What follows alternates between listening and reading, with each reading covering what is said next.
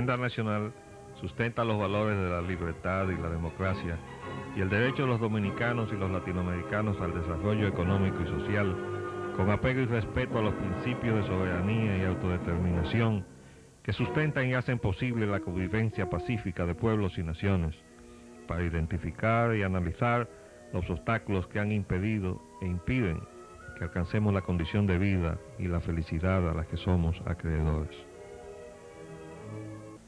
Saludos dominicanos en todo el territorio de la República que tengan energía eléctrica en estos momentos. Hoy martes 8 de mayo del año 2004 traemos otra edición de Agenda Nacional que les llega de lunes a viernes de 11 a 11:30 ante meridiano por Teleglobo, Canal 19 UHF, Canal 19 de Astra y Canal 46 de Telecable Nacional, hoy con retraso debido precisamente a las fallas de energía eléctrica. Vamos a ver, amigos. Los trapos sucios del rey de España es el primer tema de nuestra agenda. Un libro ofrece un perfil crítico del rey Juan Carlos. El autor habla de malos manejos de dinero y amistades dudosas.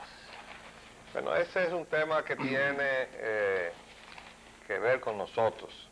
Y lo tiene que ver porque el rumor público ha vinculado siempre al rey de España a los negocios de Unión Fenosa en la República Dominicana, como ha ligado también a Felipe González y a todas aquellas personas que desde luego desde aquí ya están evidentemente metidas hasta el cuello en este fraude de la República que constituyó la capitalización del sistema eléctrico nacional.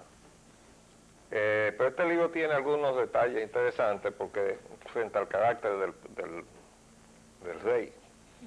Dice, el dinero parece ser el flanco más débil de su majestad, asegura el director del Siglo, que explica que por eso el monarca ha incurrido en imprudencias. Eso se parece como al término del doctor, ¿te acuerdas? Sí, indelicadeza. La indelicadeza del doctor Balaguer.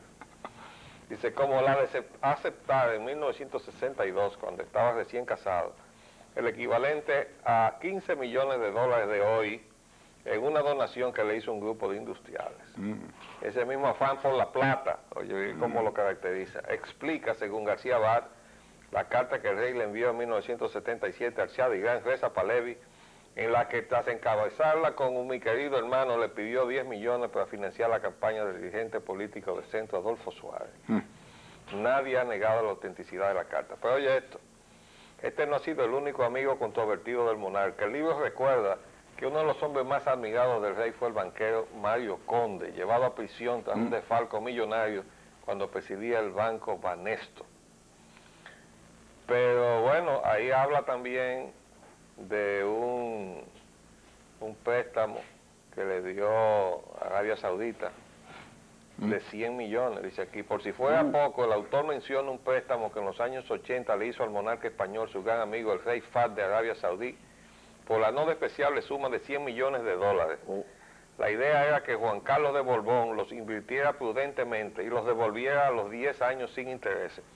Yo quiero recordar que esa fue precisamente la gestión que yo traté de materializar durante el gobierno de Salvador Jorge Blanco, cuando contactamos a un miembro de la Casa Real de Arabia Saudita que vivía en los Estados Unidos, estudiaba en los Estados Unidos, lo trajimos al país para conseguir 500 millones de dólares sin intereses, en los mismos términos que le dieron este regalo al rey de España, con el propósito de que no tuviéramos que negociar con el Fondo Monetario Internacional. Y eso lo sabotearon los funcionarios del gobierno de Jorge Blanco, porque estaban comprometidos con esa operación del Fondo Monetario. Pero bueno, todo esto lo que está diciendo, que esos rumores que andan, muy probablemente sean ciertos. Además hay que recordar que la embajadora de España dijo que su principal misión aquí era defender los intereses de Unión Fenosa. Un país apagado por la anarquía. 7 unidades de generación permanecen fuera de servicio.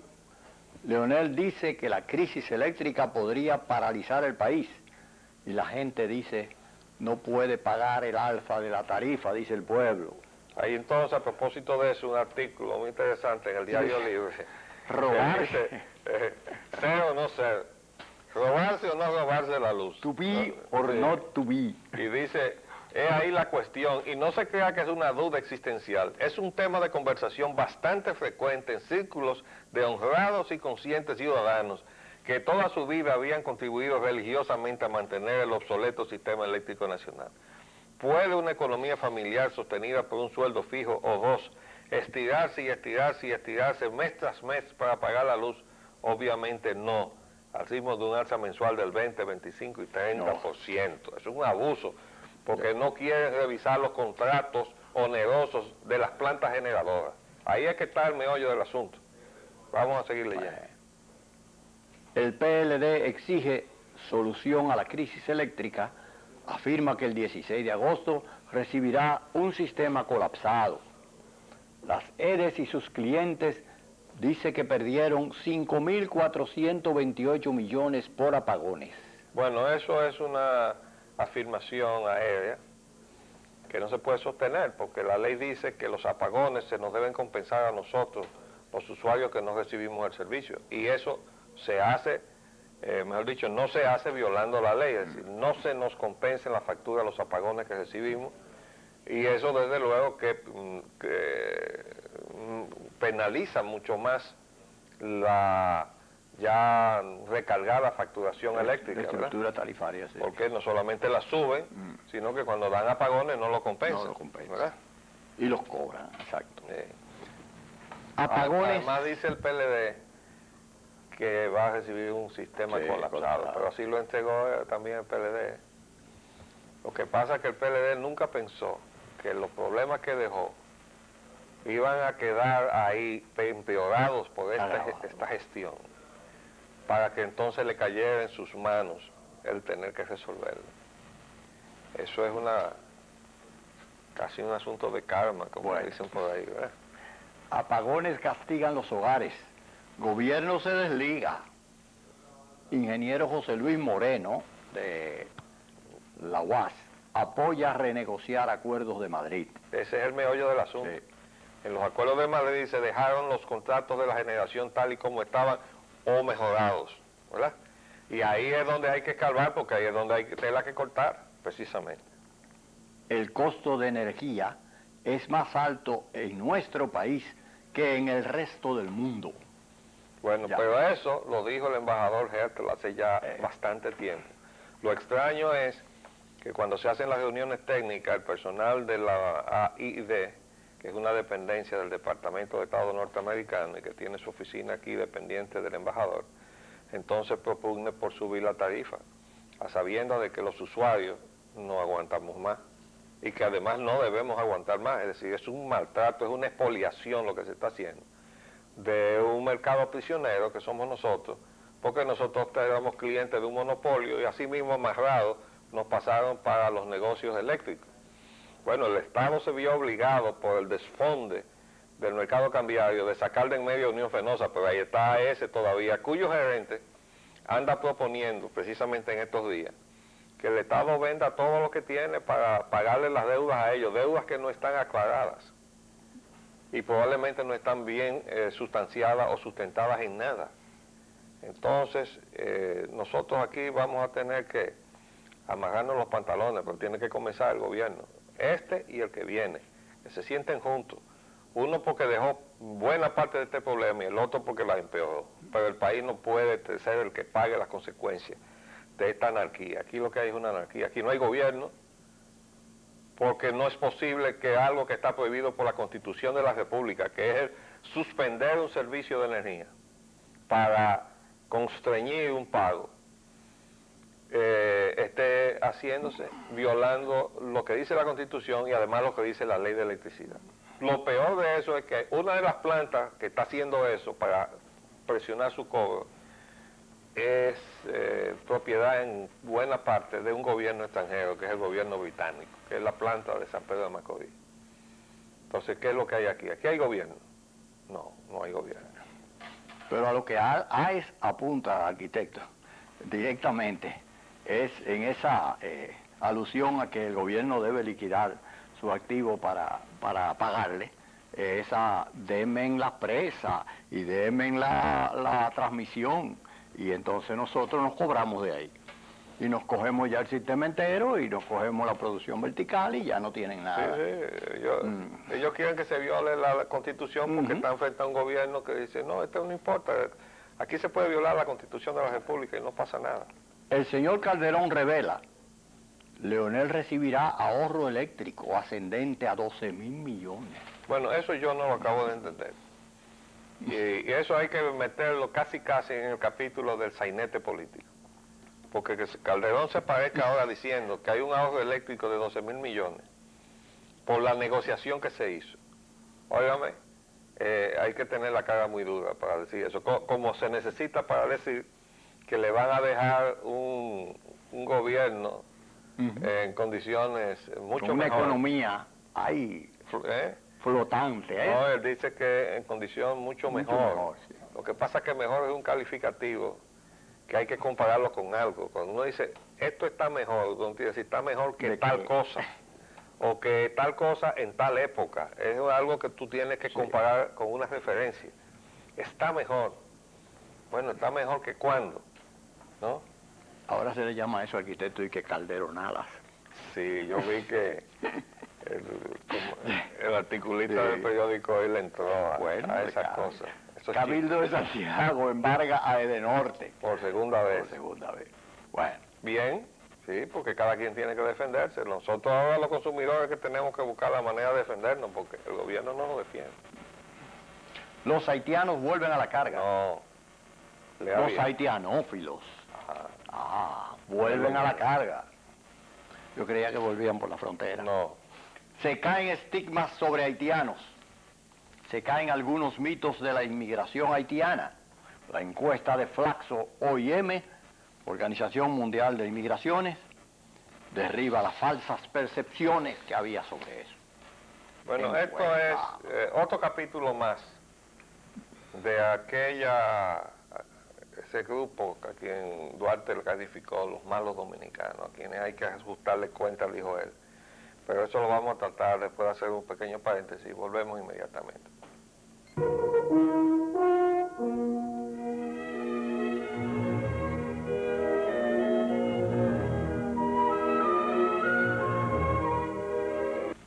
Bien, volviendo al tema de los haitianófilos. Bien, excúsenos la interrupción, parece que la luz llegó. Estábamos en el tema de los haitianófilos.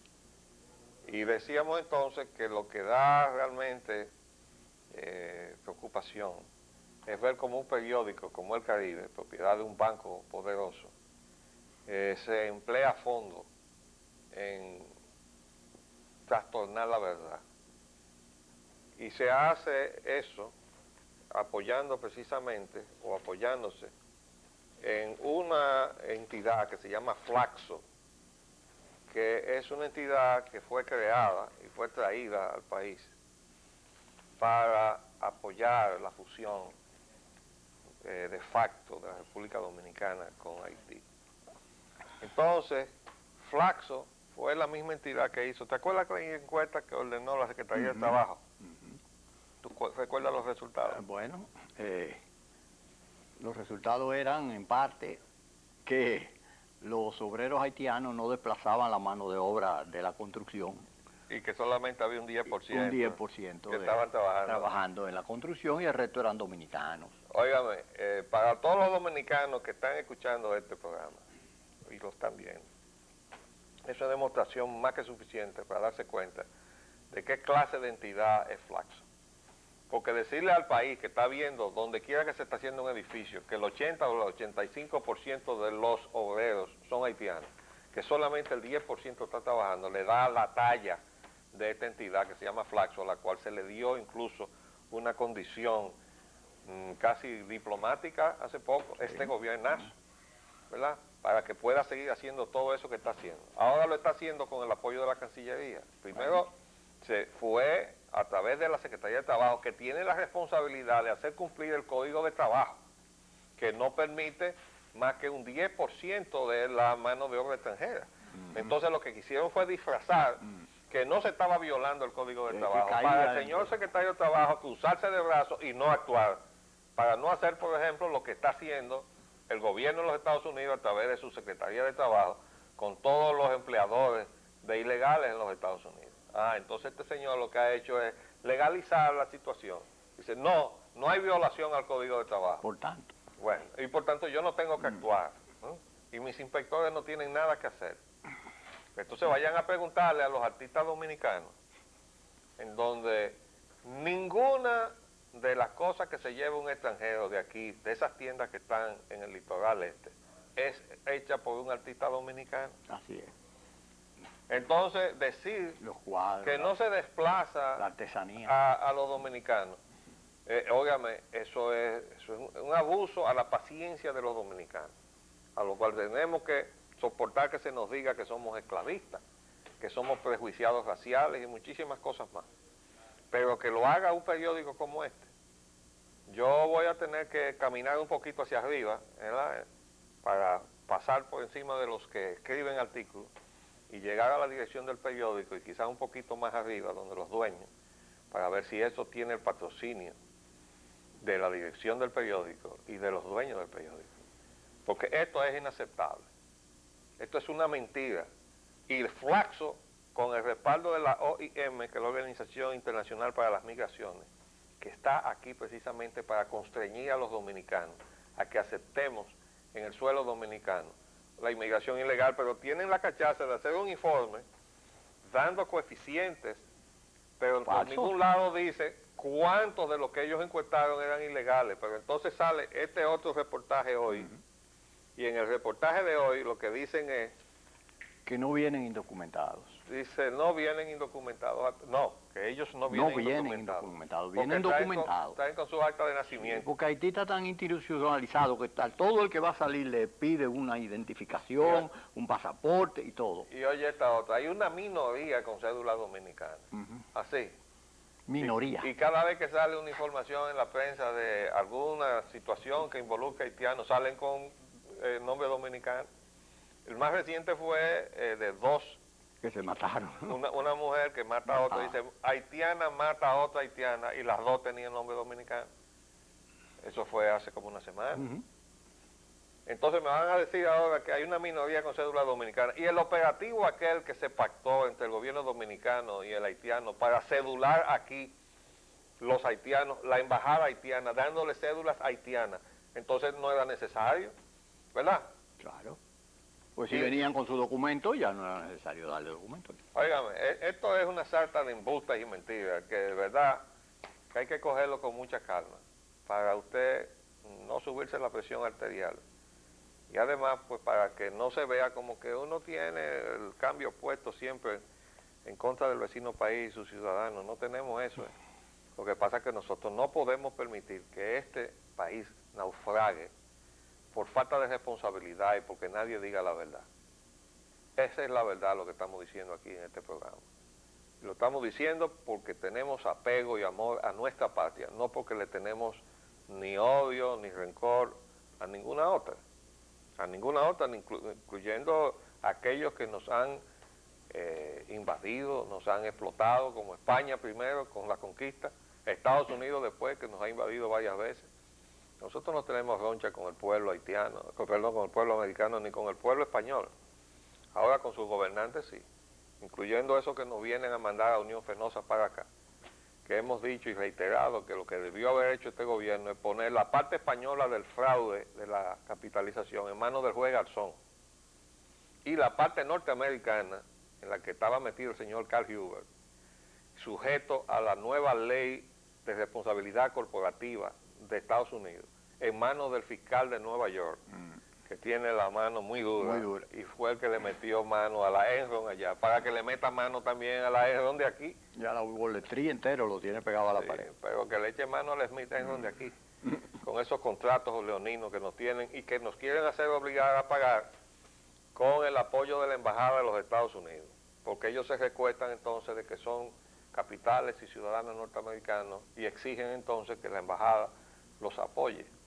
Y no estoy hablando de esta, pero yo tengo en mis archivos, que los recibí por internet, documentación de cómo la otra gestión diplomática apoyó a ciertas presiones que se le hicieron al gobierno dominicano para que le pagaran cuentas de ese tipo. Entonces, por eso los dominicanos estamos mal, pero es porque no nos atrevemos a defendernos. Y no estoy hablando de tomar armas en la mano, estoy hablando de ir a los tribunales internacionales si es necesario, pero también agotar a ver si aparece un juez que se case con la gloria de la Sí, República Dominicana, A ¿verdad? eso es que nos referimos. Haití y Jean-Bertrand Aristide. La OEA debatirá aplicar Carta Democrática a Haití. Líos de narco en gabinete de Aristide. Bueno, a él lo están investigando. Hasta él mismo casi está llegando. Sí. Bueno, yo creo que sí. Aristide dice que buscará la reelección. Bueno, Pero es insistente el hombre. El hombre insiste, pero la parte que está creando conflicto es eso de intentar aplicar la Carta Democrática. Pero bueno, y Aristide era un gobernante democrático. Esa es la mentira que todavía, mira dónde está escalada, en la OEA nada menos.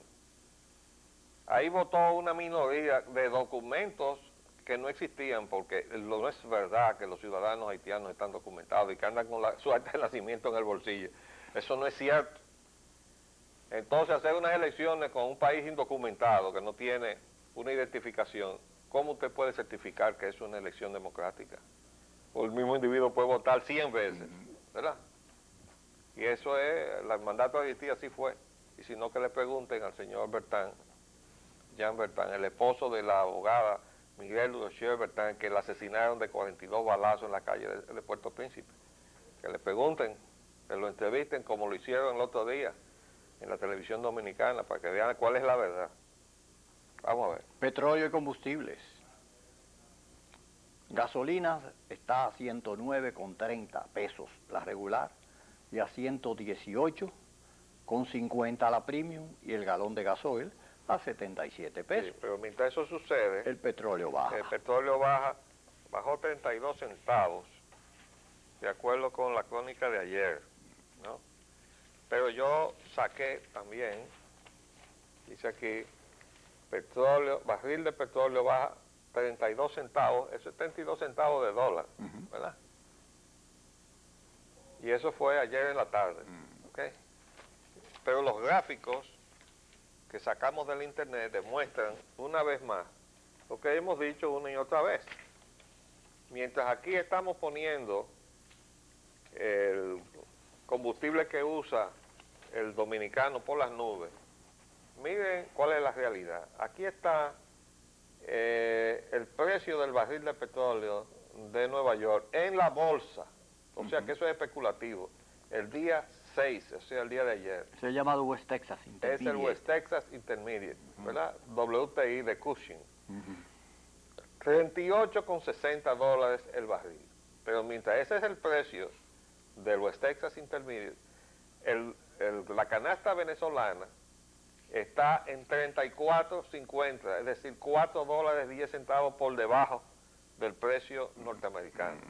Entonces busqué el precio del barril de petróleo mexicano y aquí está.